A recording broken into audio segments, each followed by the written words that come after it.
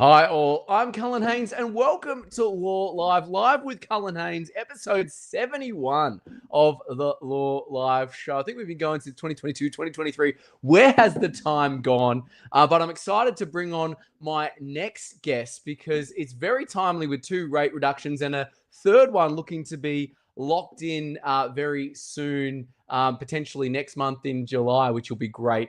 Over 18 years as a barrister and almost 16 years as a buyer's agent. This man has bought all over Sydney. The title of the episode, in fact, is The Barrister Who Bought Sydney. So can you please make very welcome my dear friend from Curtis Associates, the managing director, buyer's agent, and former barrister, that is Mr. Chris Curtis, joining us from none other than the Northern Territory. How are you, Chris? What's going on, sir? I'm really well, Cullen. It's not a place I'm familiar with, and I'm on a short break. And I'm in the back of Catherine right at the moment, in between the gorge and the next beautiful stop. Oh, fantastic. Well, it sounds like you're in a fun location, that's for sure. Never a dull moment in the life of Chris Curtis. But I'd love to ask you, for those tuning in for the first time, I will remind that everyone that's live, we're on YouTube, Instagram, TikTok, LinkedIn, Twitch. Put your comments in and we'll endeavor to get them over to Chris in real time. But what's happening in your circle of influence and what is it that you do at Curtis Associates for those who don't know you, Chris?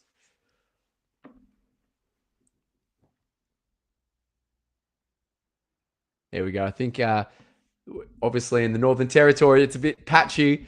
Seeing if Chris can come back to us. But yes, indeed. So Chris has obviously navigated the courtroom and now navigating high stakes auction transactions for Sydney siders and beyond. For those who don't know what a buyer's agent is, who is tuning into the show, a real estate agent works for the seller or the vendor. Not many people know that, especially first home buyers getting into the market. But a buyer's agent actually works for you. It works actually on your side. They're your advocate, which is a newish concept. It's been around for the last 10, 15 years, but it's really going hard currently in 2025. There's a lot of buyer's agents coming into the market, but you want to speak to a quality one who knows what they're doing, who has the relationships. The idea behind it is you pay a small fee to the buyer's agent, who then ideally gets you a better price on the property that you would never have found on your own. It's off market usually, negotiates, and whereas you could have paid, say, 1.7, they try and get it for 1.55, 1.6, and that difference offsets the small fee that you pay them. Some buyer's agents charge 1 to 2%. Other buyer's agents charge a fixed fee depending on the price of the property, which is important because in the high stakes world of buying property, you don't want to be paying overs. And I know there's that argument that, I'm paying them based on a percentage, so why don't they buy it for the highest price? That's not in their remit. They're trying to get you the best deal possible. So bringing back, that's it. We're bringing you back, Chris. We're just explaining what a buyer's agent was in your absence, sir. Thanks, mate. Sorry about that. The joys of being in the outback. The phone, just as I was about to start talking, it said, your phone is too hot because it's sitting on a dashboard. Oh, there you go. I've managed taken too many calls. I've cooled it down using the air conditioner. Good on you. Good on you. And I was just updating people, like for those meeting you for the first time, what's keeping you busy these days? Sure. Life after the bar and at Curtis Associates. Yeah, it's a really interesting time, Cullen. Trump has been a big short-term thing at the moment. Interest rates are a big thing. So there's a lot of inquiries. There's a lot of nervousness as well. We just to correct something that you said in the intro, for which I thank you. I've been actually a buyer's agent we're in our 20th year of operation now, so it's actually been longer than the time I was at the bar. We're specialised more at the high-end residential Sydney property market, as well as commercial, industrial, and development sites. So in those market sectors, there's differing sentiment. There's a lot of stirring interest in commercial, whether it's retail or medium-sized development sites taking advantage of the new planning controls, and they are generating a bit of momentum in the market. The top end they're very selective, and not particularly worried about interest rates, but more worried about geopolitical uncertainty. So it's a bit like horses. They're coming to the water now after a period of staying away, but there's still a reluctance to drink. Indeed. And, obviously you've worn many impressive hats, barrister, working with Macquarie, buyer's agent. If your life were a property listing, what would the headline read, do you think? So just repeat that question again. Kind of just dropped out. Yeah. What 3 hats and yeah. If your life was a property listing, what would it be described as? Because of the many hats that you've worn. It would be a variety of spaces that you can enjoy equally. I love that. They're very good, very good. And a different experience in every room that culminates in the perfect property. No, fantastic. Absolutely. Absolutely. Love that. And you spent many years at the bar and you focused on complex property and finance law. What moments from that chapter of your life still shape how you see the property market today, in your opinion? Yeah, great question, Cullen. Some people say, how do you, why you would be interested in doing this when you did that? And the reality is they both have a lot in common if they're done right. They're both adversarial, and that's what I like about it. The big difference between them is the buyer's agency is a positive outcome. The reality with litigation is I found there were no winners. Everyone sort of dislikes you no matter what. When you're in that situation, things are pretty dire. So it's the ideal world in a sense, because you get it's looking for the evidence, looking for the angle, and then using that skillfully to achieve what you hope is the best result for your client, price-wise and long-term, given the size of the investment often involved here in the multi-millions. So it has a lot of things in common, but it has a different outcome. And in terms of work and job satisfaction, it's equally as stressful. It's equally as time-consuming. It's a 7-day-a-week job. You've got to be on call. It's actually probably even more demanding than the bar in several respects. But it's you're heading towards a positive, not a negative result. No, I'm indeed by what you're saying there, Chris. And not many lawyers or barristers pivot into property advisory. I want to ask, what made you take the leap? Was it one thing? Was it a collection of things? Like, what made you make the move? What made me take the leap was there's a transit. I've always been in property, even as a young barrister. I've always had an intense interest in space, belonging, design, that sort of thing in my own private capacity, and I indulged that, by building a large nightclub, for example, getting involved on the side in the hospitality space. So it's been a passion that's been embedded in me for quite some time. And when I realized that I was tiring of the bar and it didn't have the magic for me that it used to have, it was the natural transition because of the adversarial aspect of it and because of the passion, I think, for all classes of real estate, and using real estate and finding real estate and seeing potential in real estate that perhaps others don't. It's quite exciting in a creative sense as well, and not dissimilar to coming up with a cracker of a case theory when you're running a complex litigational cause. But it just seems to be a bit more fun. Serious fun. And I'd love to ask, from high stakes litigation to multi-million off-market deals, what do the two worlds have in common, and where do they really diverge? Because you have the unique perspective from doing both. Yeah, the big difference between the points, the two walks of life, is the professionalism. There's no doubt. The Sydney bar is extremely well regarded. The Australian bar generally is well regarded. High level of legal training and brain power, particularly at the bar. And I had the good fortune to be in that sort of space with the best of these sort of commercial bar. And also sort of white collar crime, tax, building cases, and it was a great privilege to be able to get to that. Whereas in the real estate market, it's, they're deluding themselves, frankly, to they aspire to be, but they're nowhere near becoming a profession. When you've been in a true profession with rigorous CPD, rigorous ethical standards, discipline that is imposed upon you, and expectations that are pretty rigid, there's a hell of a difference between the two. And that's the thing perhaps I miss the most, and that probably really vexes me the most, when you run up against an opponent, for example, and that's, the selling agent usually, where there's just a difficult, there's an ethical, morass between that person and me. Then that throws out a new challenge. You've got to then, your client's interests are paramount, and you've got to come up with a workaround that doesn't sacrifice your ethical perspective. And that's how we built the business, and that's why 85-90% of our business is repeat and referral. And we've acted for everyone from the Governor General, several judges, chief justices, senior counsel, many professionals, many lawyers and senior law partners, and aspirant law partners and other professionals, etc. You've got to maintain, it's in the DNA.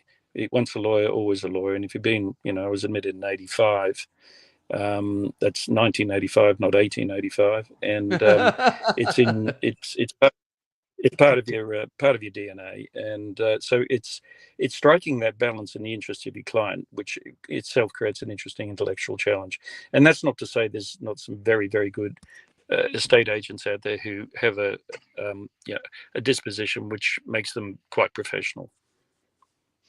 It is interesting. What do you find, and this is not a pile-on session or anything like that, what do you find is the point of difference between, advocates at the bar and agents? Is it the fact that, they put a price knowing that it's well below market value and there's no regulation on it and everyone outbids themselves? Is it the kind of, bait and switch, not telling people what it really is like, or acting as if they're on the buyer's side when they're actually acting for the vendor? Like, in a nutshell, we're not, as I said, I don't want this to be a pile-on session on real estate agents, but what is it that makes it so unregulated in your opinion, or like maybe that lack of ethics sometimes? Yeah, it's a combination of non-existent CPD, effectively, and I'm really railing on this at the moment. And as some of my later questions that you mentioned might touch on, I fought for 5 to 6 years on the buyer's agents chapter of the Real Estate Institute, and had some successes. I led the argument to amend the contract, the standard form contract for sale of land, to include express references to the buyer's agent. But if you look at that, the terms pay lip service only to it. Even now, 8 years after, I think that was introduced, first of all, perhaps a little longer, it's very seldom that, there's almost this resistance on the sell side to acknowledging even the presence of the buyer's agent on the contract. Solicitors who act for vendors habitually do not put that in. They just leave that pro forma blank. So the main difference is ethics, and and if you haven't got any strong grounding in CPD, you've got no particular code of conduct that's dedicated specifically to buyers agents. Instead, the state government, much with my opposition, and I drafted a code of conduct, for example, that got approval from the Real Estate Institute of New South Wales. The state government was not interested in treading on the toes of the real estate agents, selling agents, and they just lumped us all together, and relevantly draw no substantive distinction between a selling agent and a buyer's agent. We're all now real estate agents. As a result of that, most CPD courses are all, they're a joke. They're all over in 12 hours, and they're all dedicated to, they might be badged for buyer's agent, they're all about seller's agents, and there is not one module that you can find amongst the mainstream courses dedicated to what a buyer's agent does. And so that's seller's agents. They do have codes of conduct and everything, but the other issue is enforcement. There's no sense of belonging. Whereas if at the bar, it's a tightly knit environment, and you've got expectations and very real prohibitions and sanctions if you infringe those. Whereas in this game, it's almost a joke. And fair trading is universally regarded as being a toothless tiger. They do occasional spot checks on things, or the dummy bidding, all that sort of stuff. But the real vices go on daily. The underquoting, doesn't matter what the market is, it's in the DNA, and that's got to change. And unless the whole industry transitions into being a profession, I doubt it will change. No, it's very interesting what you're saying. And I dare say, because you make it very known, obviously, in the 1980s, you said that the Sydney property market in our conversations and online is unrecognizable compared to what it is today. I don't know if buyer's agents existed then. You can probably tell me that they probably didn't. What do you see as the biggest risk buyers miss today compared to back in the 1980s when I was born, 1988? So you can probably work out how old I am. And how do you help people seeing those, seeing that coming? Now, for a 12-year-old, you're doing pretty well. Look, the biggest issue is there's no doubt that the protections that have been slowly introduced from the 80s, like the dummy bidding, it was farcical. You used to go to those more senior people who might be listening to this podcast would remember these days where bids would get pulled out of the tree. They were just rubbish. Now, there's no doubt that sort of thing generated a culture that basically the vendor was completely in control through the agent. There was virtually no regulation of it. There was no registration of bidders. Those sorts of apparatus, and the detail that selling agents go into in an auction now are very healthy steps. We need more of those to tidy up this industry. And they're rigorous, and it's going to happen too with the anti-money laundering thing. That's a big tsunami coming at all of us, not just real estate agents. God knows how we're all going to be able to, particularly small businesses like buyers agents, which typically don't scale too well to be successful. It's going to be a huge red tape impost. It's a step very much in the right direction, but complying with it's going to be something altogether different, and that's a space to watch. So there are these regulations happening, but in a sense, it's like grafting. It's lipstick on a pig, because you've got to be painting that lipstick on something other than a pig, and a pig is something that isn't. It does have some solid grounding and CPD and ethical training. And so in the old days, vendors were really, buyers were really screwed, more so than they are now. But they're still vulnerable if they're acting on their own, because old habits die hard on the selling side. No, makes sense. And piggybacking on what we've been talking about, obviously you're an advocate in the courtroom. You're an advocate for your clients now in the property space. As a professional negotiator and influencer, which is what I see advocates are, what's one tactic you've used that lawyers can adopt tomorrow in their own deal making, like transferring it from the property side and the barrister side to their legal realm? A lot of my connections watching and rewatching and re-listening on the podcast, can adopt. Yeah, great question. That one stuck out in particular from the questions you sent, Cullen, and the answer to that is it comes from the fact that I did have the good fortune to be tutored essentially as a young barrister by the best, and I'm not 100% sure they breed them like that anymore. The Murray Gleesons, the Peter Healey's, the godheads of the bar. And the one thing that takeaway there that's always stuck in my pocket, is stuck in my mind, and I use it daily in what I now do, is only put your best point forward. Don't squander it. If you've got 27 points and 24 of them are rubbish, abandon them and get to the 3 that matter. Good point. It's hardly unique to me, but it's strangely effective in the world of buyers advocacy. And that's, again, an interesting example of the alignment between buyers advocacy and legal advocacy. Yes. Just run your best point. And the reason why it's effective in a courtroom is very similar. It's appealing to a human emotion, and that is a distaste for time wasting and obfuscation. You lose attention if you run a rubbish point, and there's some great counsel, and I want, personal friends of mine who enjoy stellar reputations that don't do this. One in particular comes to mind, but they have a certain persona about them and get away with it. But the best advocates I ever saw were the Peter Healy's, some of the Criminal Silks, etc., Chester Porter, people like that. They were very good at getting to the point. These people, in the world of buyers advocacy, why it's effective is the same reason. It doesn't look like you're just full of rubbish. Sellers agents are interested in one thing primarily, and I'm not. This isn't a pile on sellers agents. Time is money. The need for speed is very important, and if you're going to be an effective advocate for your buyer client, you've got to get to the point, and you've got to establish a reputation for being damn good at getting to the point. Definitely. I think being on point is key. And I'm picking up what you're putting down there, Chris. Obviously, being in the Northern Territory where Chris is now, I think maybe his phone is overheated. But we are getting towards the end of the stream. So I will say, shout out Chris and his team at Curtis Associates. You can engage them on LinkedIn.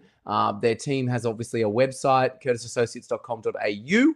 And I'll put some information in the show notes as well. Coming to the end of the stream, Chris, I wanted to ask a question about lawyers, professionals thinking of getting into the property buying space, either personally or professionally, owner-occupied or investment.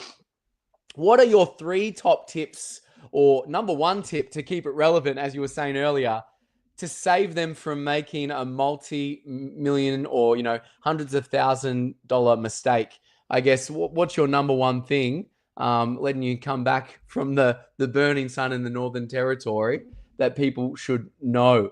I know it's been said in other times, you cannot put a price on the time that you save. And certainly when I bought property back in the day, the home that we're living in now, I used to buy as agent. Shout out to John Carew and his team at Mayfield.